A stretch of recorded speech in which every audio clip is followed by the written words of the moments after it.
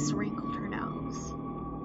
Of all the places she could photograph, it had to be a swamp. Of course, she was charging almost double. She was still having second thoughts because it was coming out of the conservation fund. There was another awful smell of death and she almost gagged. She hadn't charged enough. Her makeshift boat sloshed in the boggy water. Anything for pictures. Anything for her career. Bog splashed onto her shoe, soaking through her sock. She definitely hadn't charged enough.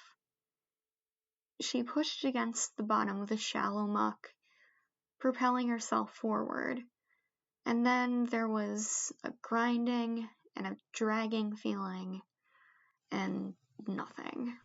It wouldn't budge. Penny sighed, expelling her frustration through her teeth. This was as good a spot as any to take photos.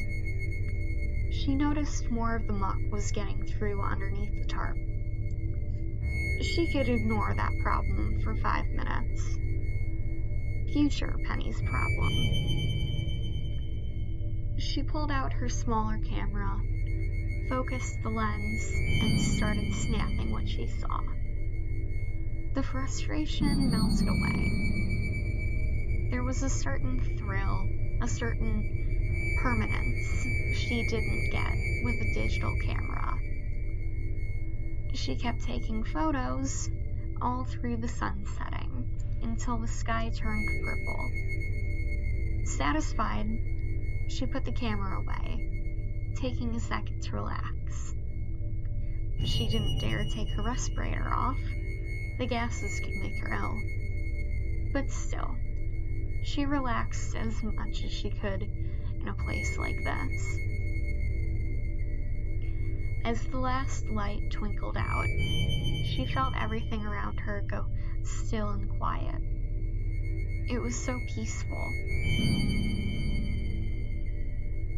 And then her body recognized what was happening. Without fully realizing why, her mouth went dry, her stomach shivering. And then her mind caught up. It wasn't supposed to be quiet. Sitting more fully up, she grabbed her flashlight and turned it on, shining it around her, squinting into the dying light, illuminating the surroundings. Penny couldn't see anything, and it made her more uncomfortable. And then ripples right ahead of her raft. She could make out a shape, almost like a rock, making its way toward the raft. Something was pushing a rock. The shape was too foreign to be a croc. Penny focused her light behind it, unable to see anything. And then 2 eyes appeared from under the rock. The rock was a head.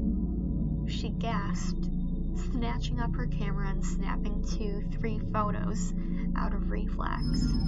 Someone had to see this, jolting back and sending the raft upside down as it got closer, camera bag sinking somewhere.